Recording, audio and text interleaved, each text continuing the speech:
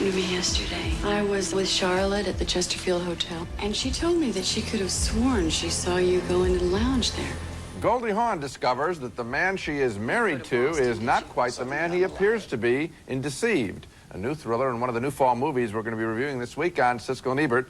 I'm Gene Siskel of the Chicago Tribune. And I'm Roger Ebert of the Chicago Sun-Times. Our first movie belongs to a well-established genre. Somehow you get the idea. You may have seen parts of this before. Deceived is a thriller about a woman who doesn't know who she's really married to. She falls in love, she gets married, she has a child, and then 6 years later she discovers that she doesn't really know her husband. This formula was used earlier this year in A Kiss Before Dying. It's been used many times before. Now here it is again with Goldie Hawn as the deceived wife and John Hurd as the husband. She works as an art restorer, and one night at a museum benefit, she makes a shocking discovery about a colleague.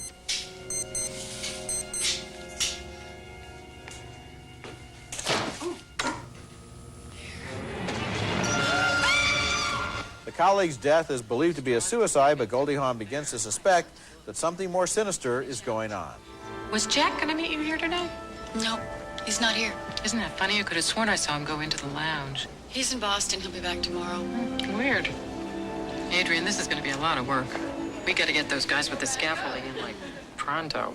There are other unexplained incidents, including one involving her child who stubbornly insists she really did see a man in her room. There. You see, there's nobody here. But he was standing right there. Yes, but there's nobody there now, is there?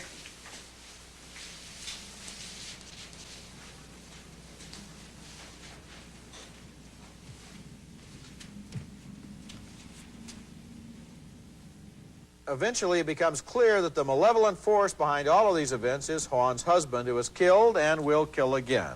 She tries to defend herself.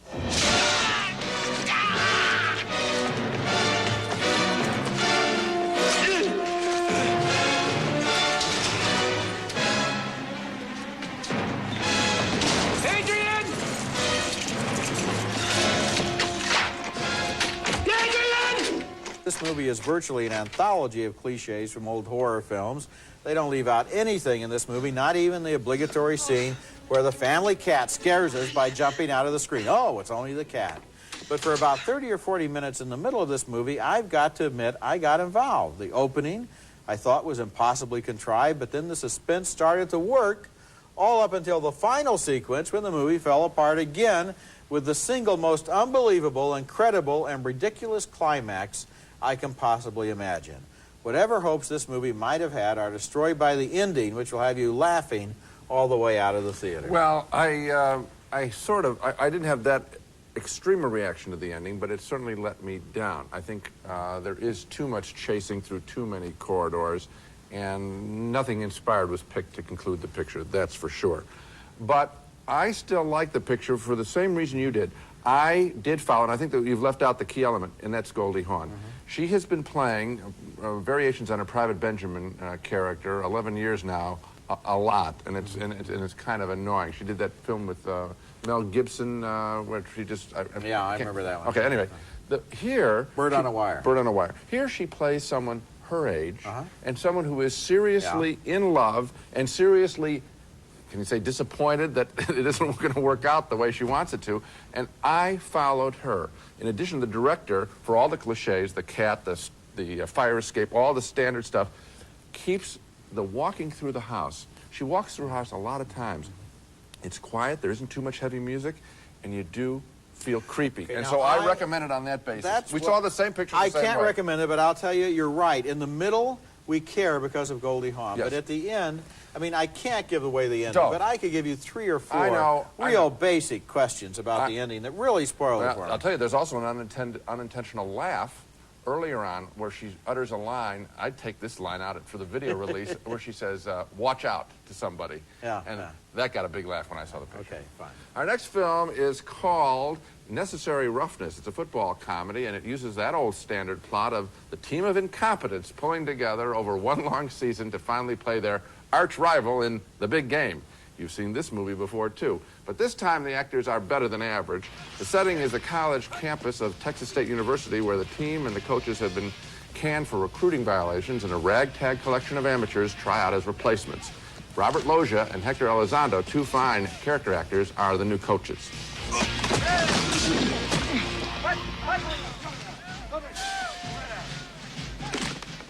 Come on. Keep your eyes on the ball, son. Are you ready to keep your hands on the ball? Bobcats defense is anchored by Sidney the Doberman Harris, who was All-American last season in spite of missing 2 games due to, I believe, rabies shots. Get out of school! The football hijinks are fairly standard with outlandish caricatures of opposing players. The team quarterback is a 34-year-old guy played by Scott Bakula.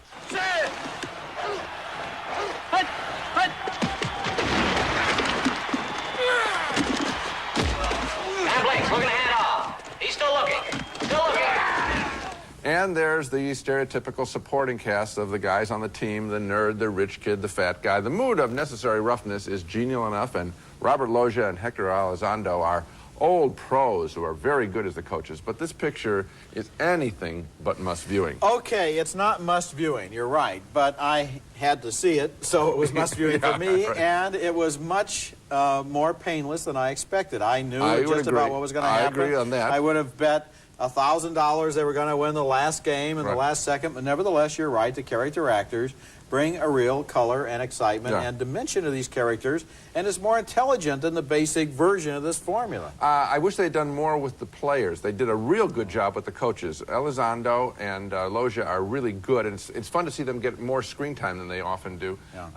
I just think that the players were really stock. There's one player that I enjoyed. I hope I get his name right. I think it's Peter Navy Sui Sisopo. He is the guy from Samoa. Right. Who explains that he's the smallest guy in his family, and he makes the refrigerator look like an ice chest. Right. And he was an interesting character. Yes, the only one. Yeah, okay, fine.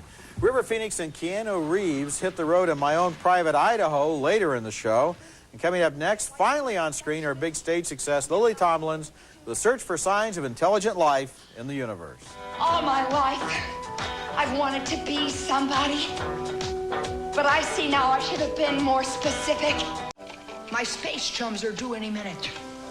Lily Tomlin is a bag lady there in The Search for Signs of Intelligent Life in the Universe, which is the long-awaited film version of her celebrated one-woman show. And she has a lot of other characters in the movie, too, populating the stage with people designed partially to highlight some of the peculiarities of human nature, but mostly just to make us laugh. Here she is, for example, as Chrissy, a woman who feels vaguely frustrated at never having quite found her place in life. I do better at something creative. And I feel I am somewhat creative. But somehow, I lack the talent to go with it. And being creative without talent is a bit like being a perfectionist and yet not being able to do anything right. And this is Kate, a socialite whose life centers around getting her hair done. I tell you, coming here today was so humiliating. There were people in the streets actually staring at my haircut. People who normally would be intimidated. And this is her most poignant portrait as Lynn, who has supported countless causes but finds that none of them are much use to her now. The ERA didn't pass. Not long ago, I lost a very dear friend. And the woman, my husband, is in love with, is quite a bit younger than I am.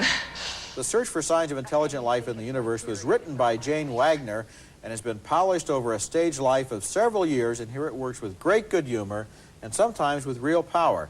This is the second one-person show that we've seen on film recently. The other one was Eric Bogosian's Sex, Drugs, Rock and Roll, and comparing them, that one was angrier. This one is funnier. I didn't think this one was funnier. I did think it was touching in the case of that Lynn character, and I think that is the centerpiece of the film.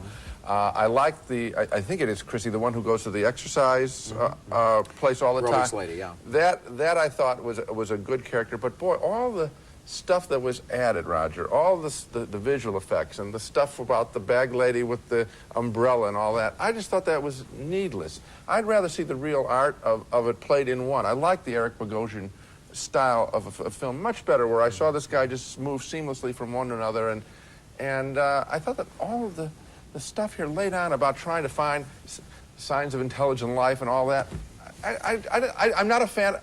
I wasn't a. Well, I'm you not know, a fan of this that much. the signs of intelligent life. The bag lady All is that getting stuff. messages from creatures in flying saucers, and that's part of what she does, and that's part of the film.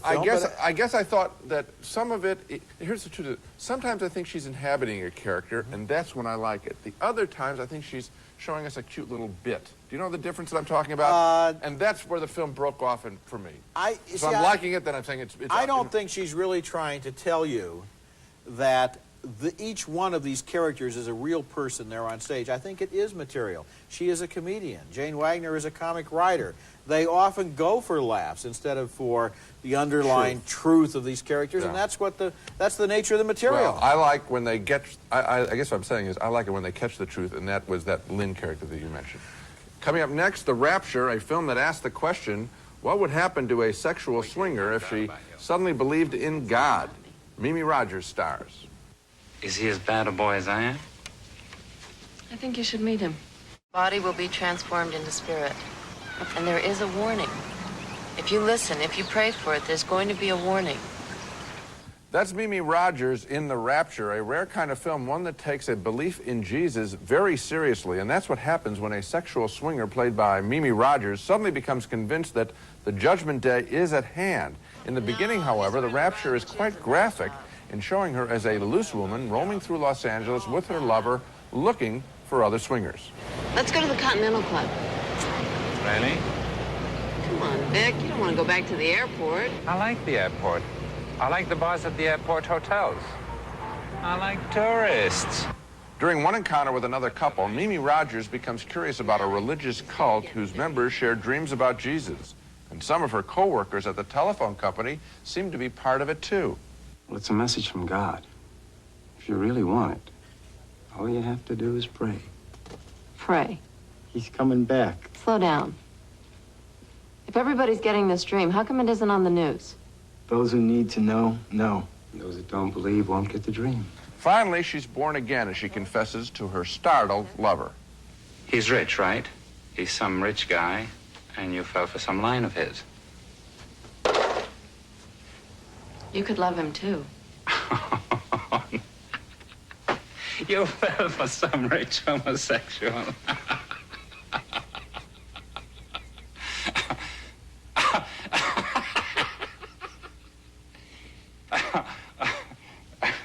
He's the Lord Jesus Christ, Vic.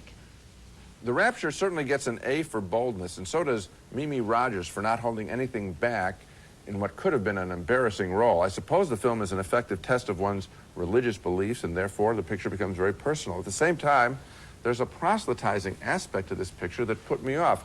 I had the feeling that I wanted to stick around through the end credits to find out who exactly financed this picture and what were their motives. Well, I really wasn't that interested, but the feeling that I had while I was watching the picture that I was being sold something made the film seem more preachy than provocative. Well, it's not a cult picture, if that's what you're saying. It's financed by New Line Cinema out of New York, and it's not proselytizing either. In fact, this picture gives kind of a bad press to God, if you ask me, because what it does is it takes literally, exactly what some people believe about the second coming of Christ and follows it through to its conclusion, which is going to leave a lot of audiences infuriated rather than converted.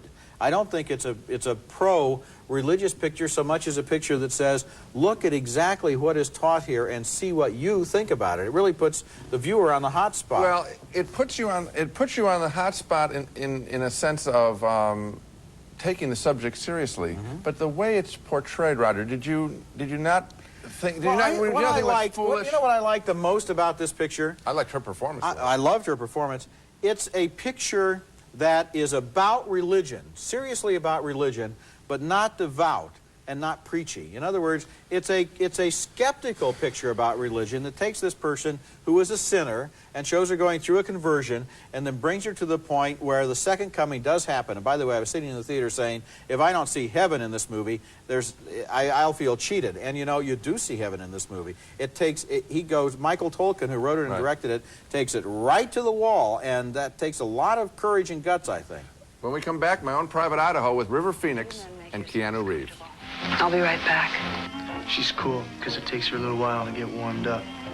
Unforgettable portraits of aimless and drifting young people. Now Van Sant has continued those portraits in a way in My Own Private Idaho, another story about young drifters living outside the law. The movie stars Keanu Reeves and River Phoenix as male hustlers driving into Portland in this scene on a stolen motorcycle, supporting themselves by selling sex. How long have I been here on this street, on this crusade? Huh. Well, I came back to town around 3.5 years ago, and that's when I met you, so it's been... It's been 3 years, Mike. Yeah, almost 4 years. That's a long time. What I'm getting at, Mike, is that we're still alive. Later, in rural Idaho, they share a pensive conversation about what it might have felt like to grow up in a more normal way. If I had a normal family and a good upbringing, then I would have been a well-adjusted person. The River Phoenix character has a personal cross to bear. He's a narcoleptic who tends to fall asleep suddenly, especially during moments of stress. Oh, man. Oh, man. Looks like this is it. Can't get the bike started. Cops are coming, stuck in the middle of nowhere. Yeah? With a stolen bike. Yeah, Mike. Looks like this is the end. My Own Private Idaho is a lot of things, and one of them is a comedy. The director, Gus Van Sant, has a sly, offbeat sense of humor and ability to use timing in order to frame a dramatic scene so that it's not only serious, but sometimes strangely funny and odd, too.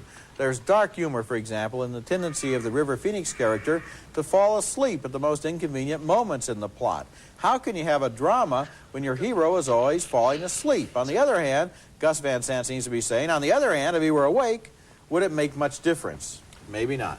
I like the picture. This is a challenging film, and I think one of the keys in this guy's work are home movies. In both Drugstore Cowboy and here, we see faded film of the kids as children. And I think that the driving impulse that makes you want to follow these characters, even though you don't approve of drug dealing or selling sex, is that they are trying in some way to get back to, they want to know how their life split apart from those sweet moments in those scratchy films that now exist and that precious childhood. This is something that has been a subject in movies constantly. It's a dream. You see it from Citizen Kane all the way through to get back to that space. And I like these journeys. I like where this guy sets it. No matter what they're doing specifically, emotionally, I always know what they're doing. They're trying to recapture a sweeter time. You know what I also like is, and it almost goes back to the work of John Cassavetes, who's being honored around the country right now in a retrospective, is Gus Van Sant's willingness to let these characters exist in time. We can feel that each scene is not just divided up into the points that have to be made, but that the characters are living. They're making small talk. They're sitting around. They're smoking cigarettes. They're thinking about their lives, and so we can share that process. I love pictures where the scenes run on longer than you expect them to go, because that certainly happens in life. Coming up next, our video picks of the week. Two lesser-known films, one featuring River Phoenix and the other Keanu Reeves. Keanu Reeves and River Phoenix co-star in My Own Private Idaho, and these two young actors have been making fresh films for a long time. Here are home video rental suggestions for fans of each. In Running on Empty from 1988, River Phoenix plays the troubled son of former hippie parents still on the run from the law. As for Keanu Reeves, I like last year's neglected witty comedy called Tune In Tomorrow, with Reeves playing a young radio reporter in New Orleans in the 50s who falls in love with a former aunt by marriage, Barbara Hershey. Both Tune In Tomorrow and Running on Empty are sure bets to be available on the shelves of your local video store. These are not well-known films. Now let's recap the movies we reviewed on this show. A split decision on Deceived, the thriller with Goldie Hawn. Roger votes thumbs down for all too familiar material. But Goldie Hawn's performance, for me, carried me past the picture's rough spots. Another split decision on Necessary Roughness, the football comedy, which I thought was all too familiar, but Roger enjoyed. Another split vote on Lily Tomlin's one-woman show, The Search for Signs of Intelligent Life in the Universe. Roger liked the whole show. I enjoyed only a few of the sketches. And still another split vote on The Rapture, the religious drama with Mimi Rogers. Roger feels it's one of the most thought-provoking pictures of the year. I resisted the message. And finally, 2 thumbs up for My Own Private Idaho, the challenging story of 2 men on the run. So My Own Private Idaho is the one we both like. And I was fascinated by The Rapture. That's it for this week. Next week we'll be back with Steppin' Out, starring Liza Minnelli as an exuberant tap dance teacher, and Shout with John Travolta also as a teacher, bringing rock and roll to a 1950s orphanage. That's next week, and until then, the balcony is closed.